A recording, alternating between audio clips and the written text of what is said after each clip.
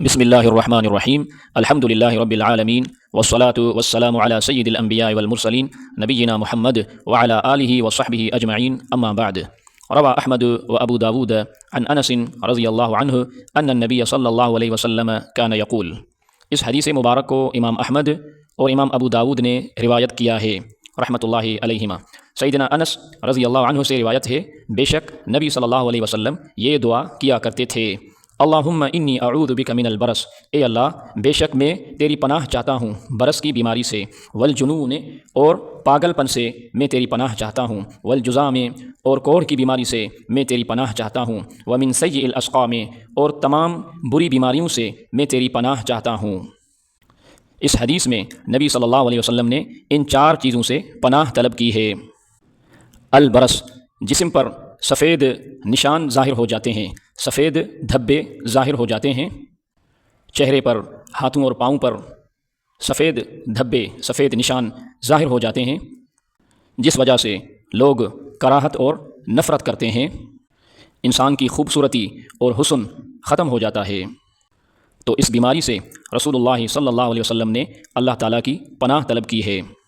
والجنون، اور جنون کی بیماری مطلب کہ پاگل پن، انسان کے عقل کا ختم ہو جانا،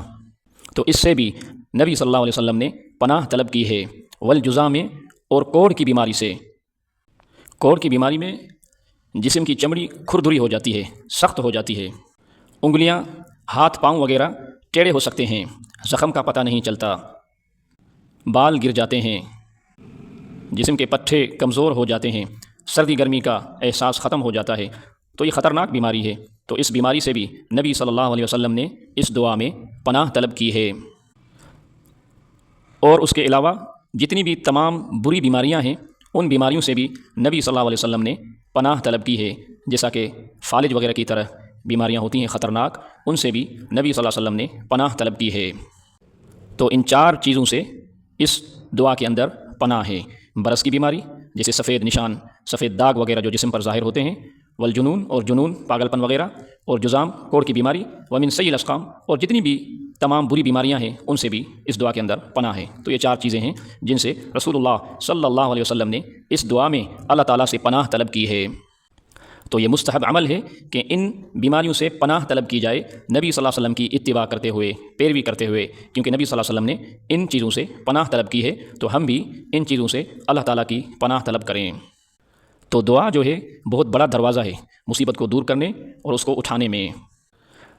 دعاؤں کے ساتھ مصیبتوں کو دور کرنا اس طرح ہے جس طرح تیروں کو ڈھال کے ساتھ دور کرنا، تیروں سے ڈھال کے ساتھ بچنا۔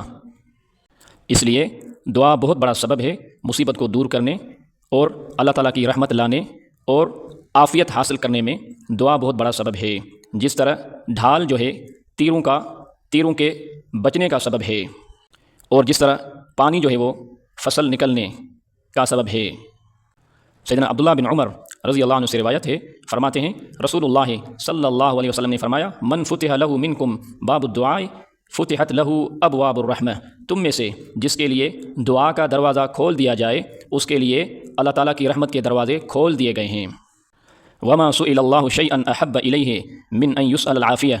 اور اللہ تعالیٰ سے جن چیزوں کے بارے میں سوال ہوتا ہے، سب سے زیادہ اللہ تعالیٰ کو جو محبوب ہے یہ کہ اللہ تعالیٰ سے عافیت کا سوال کیا جائے، کہ اللہ تعالیٰ بندے کو عافیت میں رکھے، بیماریوں سے بچائے، پریشانیوں سے بچائے۔ وقال رسول اللہ صلی اللہ علیہ وسلم، اور رسول اللہ صلی اللہ علیہ وسلم کا فرمان ہے، ان الدعاء ينفع مما نزل ومما لم ينزل، بے شک دعا فائدہ دیتی ہے، جو مصیبتیں نازل ہو چکی ہیں ان میں بھی، اور جو مصیبتیں نہیں نازل ہوئی ان میں بھی دعا فائدہ دیتی ہے۔ فعلیکم عباد اللہ بالدعاء، عباد اللہ بالدعاء، اللہ کے بندو تم دعا کو لازم اختیار کرو۔ رواہ الترمذی۔ علامہ ابن القیم رحمہ اللہ فرماتے ہیں، والدعاء من انفع الادویہ، دعا دواؤں میں سب سے زیادہ فائدہ مند ہے، وہو عدو البلاء، اور دعا جو ہے وہ مصیبت کا دشمن ہے، یدافعہ ویعالجہ، دعا مصیبت کا دفاع کرتی ہے اور مصیبت کا علاج کرتی ہے، ویمنع نزولہ، اور دعا مصیبت کو روک دیتی ہے، اسے نازل نہیں ہونے دیتی، ویرفعہ، اور دعا مصیبت کو اٹھا دیتی ہے، او یخفف اذا نزل، اور اگر مصیبت نازل بھی ہو گئی تو دعا اسے کم کر دیتی ہے، مصیبت کو ہلکا کر دیتی ہے، کم کر دیتی ہے، وہو سلاح المؤمن، اور دعا مومن کا ہتھیار ہے۔ قولہ صلی اللہ علیہ وسلم، اللہم انی اعوذ بک من البرس، اے اللہ بے شک میں تیری پناہ چاہتا ہوں برس کی بیماری سے۔ تو یہ جو برس ہے یہ دائمی معذوری ہے، دائمی بیماری ہے جو انسان کے عضو میں بری سفیدی، گندی سفیدی ظاہر ہوتی ہے، اور یہ عارضی بیماریوں کی طرح نہیں ہے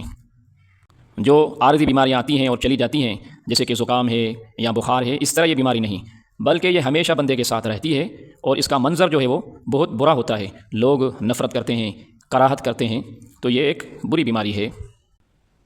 اللہ تعالیٰ نے عیسیٰ علیہ السلام کو یہ معجزہ عطا کیا تھا کہ عیسیٰ علیہ السلام جن لوگوں کو برس کی بیماری ہوتی، سفید داغ، سفید نشان، دھبے وغیرہ، ان کو شفا مل جاتی۔ اللہ تعالیٰ نے عیسیٰ علیہ السلام کو سبب بنایا اور ان کو معجزہ عطا کیا کہ ان کے ذریعے سے اللہ تعالیٰ لوگوں کو شفا دیتے، کیونکہ ان نشانوں کو ختم کرنا لوگوں کے بس کی بات نہیں، ان میں یہ طاقت نہیں، علاج وغیرہ سے یہ نہیں ہوتا۔ تو اللہ تعالیٰ نے عیسیٰ علیہ السلام کو یہ معجزہ دیا تھا کہ اللہ تعالیٰ عیسیٰ علیہ السلام کے ذریعے سے لوگوں کے جو یہ برے منظر، سفید دھبے، سفید نشان وغیرہ ہوتے، تو ان کو اس سے شفا مل جاتی۔ قولہ والجنون، تو جنون جو ہے یہ عقل کا بالکل ختم ہو جانا یا فاسد ہو جانا، تو عقل انسان کی خصوصیت ہے جس کی وجہ سے انسان مکلف ہے، اس پر عبادات لازم ہوتی ہیں، تو جب عقل ختم ہو جائے تو انسان جو ہے وہ پاگل ہو جاتا ہے، اس کی عبادت بھی صحیح نہیں ہوتی، تو یہ بھی ایک بری بیماری ہے جس سے اس دعا میں پناہ ہے۔ والجزام، یہ کوڑ کی بیماری ہے اور یہ بدن فاسد کر دیتی ہے، جسم کے عضووں کو خراب کر دیتی ہے، بسا اوقات انسان کے عضووں کو کھا جاتی ہے، انگلیاں وغیرہ ٹیڑھی ہو جاتی ہیں، پھر یہ بندے میں اس طرح داخل ہوتی ہے یہاں تک کہ اس کی موت آ جاتی ہے، اور اس بیماری کو یہ بھی کہا جاتا ہے جسم کو کھا جانے والی بیماری، الآکلہ، یعنی جسم کو کھا جانے والی بیماری بھی اسے کہا جاتا ہے۔ تو یہ کوڑ کی بیماری، جزام، یہ ایک بندے سے دوسرے کو بھی لگتی ہے، لیکن اللہ تعالیٰ کے حکم سے، خود بخود نہیں لگتی، بلکہ اللہ کے حکم سے ایک بندے سے دوسرے بندے کو بھی لگ جاتی ہے۔ تو یہ بیماری متعدی ہے، ایک انسان سے دوسرے کو لگتی ہے لیکن اللہ تعالیٰ کے حکم سے، جس طرح حدیث ہے عن عمرو بن شرید عن ابیہ قال كان في وفد ثقيف رجل مجزوم فارسل اليه النبي صلی اللہ علیہ وسلم انا قد بايعناك فرجع، رواہ مسلم۔ عمرو بن شرید اپنے والد سے روایت کرتے ہیں، فرماتے ہیں ثقیف کے قافلے میں ایک بندہ تھا جسے کوڑ کی بیماری تھی، مجزوم تھا، جزام کی بیماری تھی، یعنی کوڑ کی بیماری تھی، تو نبی صلی اللہ علیہ وسلم نے اس بندے کی طرف پیغام بھیجا، انا قد بايعناك فرجع، بے شک ہم نے آپ کی بیعت قبول کر لی ہے، لہذا آپ جائیں۔ تو نبی صلی اللہ علیہ وسلم نے ان سے ہاتھ نہیں ملایا۔ اسی طرح صحیح بخاری میں ایک حدیث ہے عن ابی ہریرہ رضی اللہ عنہ قال قال رسول اللہ صلی اللہ علیہ وسلم وفر من المجذوم کما تفر من الاسد، اور تو بھاگ جا جس کو کوڑ کی بیماری ہے جس طرح تو شیر سے بھاگ جاتا ہے، مطلب جس طرح انسان شیر سے ڈرتا ہے اور اسے بھاگ جاتا ہے، اسی طرح جس بندے کو کوڑ کی بیماری ہو اس سے بندہ دور چلا جائے۔ علماء بیان کرتے ہیں کہ حکمرانوں پر واجب ہے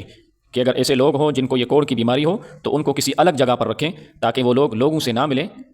اور اس وجہ سے یہ بیماری نہ پھیلے، بیماری کو پھیلنے سے بچائیں۔ تو یہ کوڑ کی بیماری ایک انسان سے دوسرے انسان کو جو لگتی ہے یہ اللہ کے حکم اور اللہ کی مشیت سے لگتی ہے، خود بخود نہیں لگ سکتی، کیونکہ سب سے پہلے جس انسان کو کوڑ کی بیماری ہوئی، یہ جزام کی بیماری ہوئی، کوڑ کی بیماری، اس کو کسی سے لگی نہیں بلکہ اللہ تعالیٰ کی طرف سے سب سے پہلے اس کے پاس یہ آزمائش آئی۔ اسی طرح ایک صحابی نے نبی صلی اللہ علیہ وسلم سے سوال کیا کہ اونٹوں میں بیماری لگتی ہے، خارش وغیرہ کی، تو ہم اونٹوں کو اونٹوں سے ملاتے ہیں تو بیماری پھیل جاتی ہے، تو آپ نے فرمایا تھا کہ تو سب سے جس اونٹ کو پہلے یہ بیماری لگی اس کو کس نے یہ بیماری دی، مطلب کہ اللہ تعالیٰ کی طرف سے ہی یہ بیماریاں آتی ہیں اور اللہ تعالیٰ ہی شفا دیتا ہے، تو اللہ کے حکم سے لگتی ہے، خود بخود نہیں لگتی۔ ومن سیء الاسقام، اور تمام بری بیماریوں سے، یہاں پر خطرناک بیماریاں جو ہیں جیسے کہ بہت گندی بیماری ہو جس میں انسان کی جو ہے حالت بہت بری ہو جائے، جیسا کہ فالج وغیرہ ہے، یا اس طرح کی اور بیماریاں جس وجہ سے دوست دور چلے جائیں، بیٹھنے والے لوگ، محبت کرنے والے کم ہو جائیں، تو ان تمام بری بیماریوں سے بھی اس دعا میں پناہ ہے۔ تو یہاں پر ہر بیماری سے جو ہے وہ پناہ نہیں، بلکہ جو تمام بری بیماریاں ہیں، کیونکہ بخار یا جو درد وغیرہ یا اس طرح کی جو بیماریاں ہوتی ہیں جن میں انسان صبر کر سکتا ہے، تو وہ بیماریاں انسان کے گناہوں کے لیے کفارے کا سبب ہوتی ہیں اور جنت میں اس کے درجات بلند ہوتے ہیں اگر اس بیماری پر بندہ صبر کرے۔ تو ہر بیماری مراد نہیں بلکہ تمام بری بیماریاں، خطرناک جیسا کہ فالج وغیرہ یا اس طرح کی اور بہت خراب بیماریاں، ان سے اس دعا میں پناہ ہے۔ جیسا کہ نبی صلی اللہ علیہ وسلم نے ایک صحابی کی عیادت کی، انہیں بخار تھا تو نبی صلی اللہ علیہ وسلم ان کو فرمایا لا بأس طہور انشاءاللہ، آپ پریشان نہ ہو، انشاءاللہ یہ بیماری آپ کے گناہوں کے لیے پاکائی کا سبب بنے گی، کفارے کا سبب بنے گی۔ تو کچھ بیماریاں جن پر انسان صبر وغیرہ کر سکتا ہے تو وہ انسان کے گناہوں کے کفارے کے لیے اور درجات کے بلند ہونے کے لیے بہترین ہیں اگر انسان ان پر صبر کرے۔ تو یہاں پر مراد وہ بیماریاں جو بہت گندی اور خراب بیماریاں ہوں جیسا کہ فالج وغیرہ، تو ان سے بھی یہاں پر پناہ ہے۔ تو الحمدللہ اس کتاب کی یہ آخری دعا ہے اور یہ آخری حدیث ہے، تو یہاں پر ان تمام دعاؤں کا اختتام ہے۔ اللہ تعالی ہمیں ان تمام دعاؤں پر عمل کرنے کی توفیق عطا فرمائے، آمین۔ تو اس آخری حدیث کے بعد شیخ حافظہ اللہ نے دعاؤں کی قبولیت کے کچھ قاعدے اور اصول بیان کیے ہیں جن کو بھی انشاءاللہ بیان کیا جائے گا، اور کتاب کے آخر میں بغیر وضاحت کے اور بغیر حدیثوں کے صرف دعاؤں کو ذکر کیا ہے لگاتار، تاکہ یاد کرنے میں آسانی ہو، تو ان کو بھی انشاءاللہ الگ سے بیان کیا جائے گا۔ سبحانک اللہم و بحمدک اشہد ان لا الہ الا انت استغفرک و اتوب الیک۔